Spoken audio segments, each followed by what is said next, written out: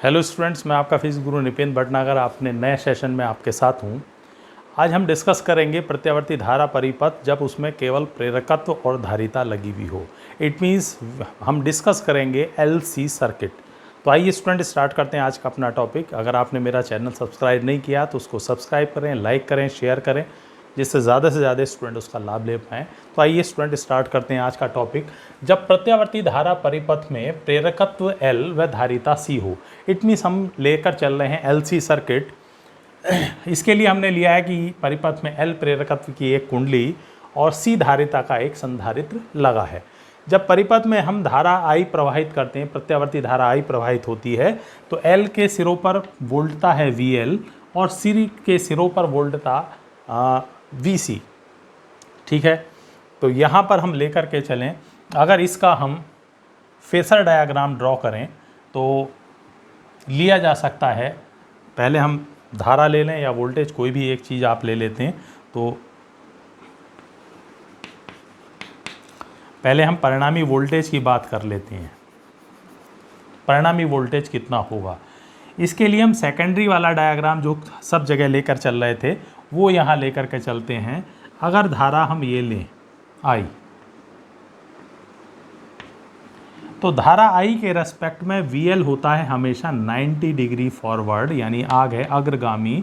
तो VL धारा से 90 डिग्री कैसा चलता है, आगे।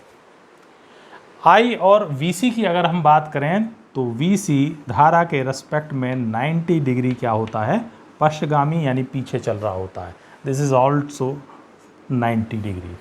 तो I और VL और IVC दोनों में फेज डिफरेंस 90 डिग्री है।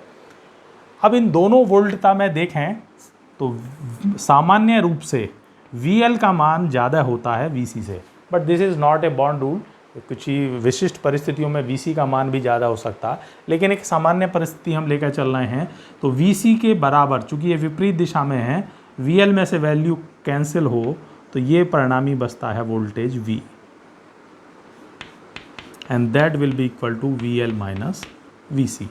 क्योंकि दोनों अपोजिट फेस में थे VL और VC, क्रमशः VL व VC हैं, तब परिणामी वोल्टता V will be equal to VL minus VC, और you can say VL difference VC। जो भी बड़ा होगा उसमें से छोटी वैल्यू सबट्रैक्ट कर ली जाएगी, VL माइनस VC। ठीक है, और you can say V is equal to VL can be written as I into XL और VC can be written as I into XC, जहाँ XL बराबर है प्रेरण प्रतिघात, वैल्यू भी ले लेते हैं। XL इज इक्वल टू होता है ओमेगा L, और इसे हम कहते हैं प्रेरण प्रतिघात। ये है L प्रेरकत्व द्वारा प्रत्यावर्ती धारा के मार्ग में लगाया गया अवरोध, और XC बराबर होता है 1/ओमेगा C, और इसे हम कहते हैं धारितीय प्रतिघात। ये किसी संधारित्र द्वारा प्रत्यावर्ती धारा के मार्ग में लगाया गया रुकावट अवरोध है। ठीक है, I टेकन कॉमन, दोनों में से अगर I कॉमन ले लिया जाए तो V is equal to I, और ये आ जाएगा XL डिफरेंस XC, या V अपॉन I और is equal to XL difference XC। ये इस समय परिपथ की हो जाएगी प्रतिबाधा, धारा के मार्ग में लगाया गया अवरोध है, परंतु V अपॉन I प्रत्यावर्ती धारा के मार्ग में लगाया गया अवरोध है,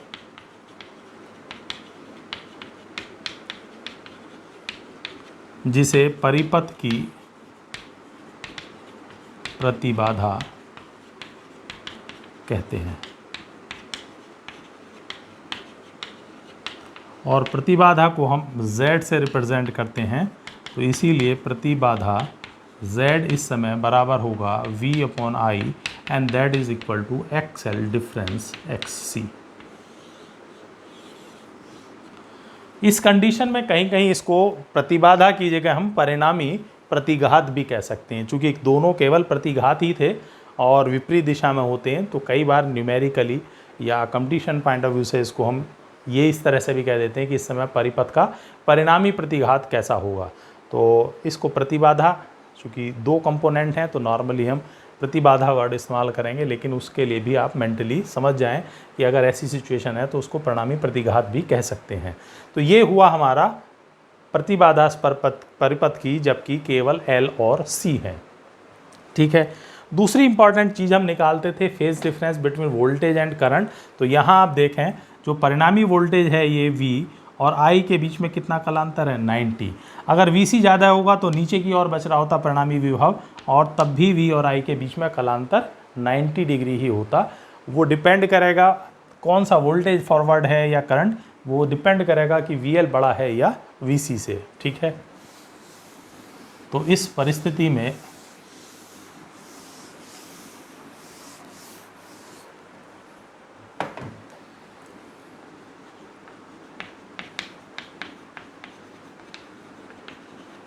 इस परिपथ के लिए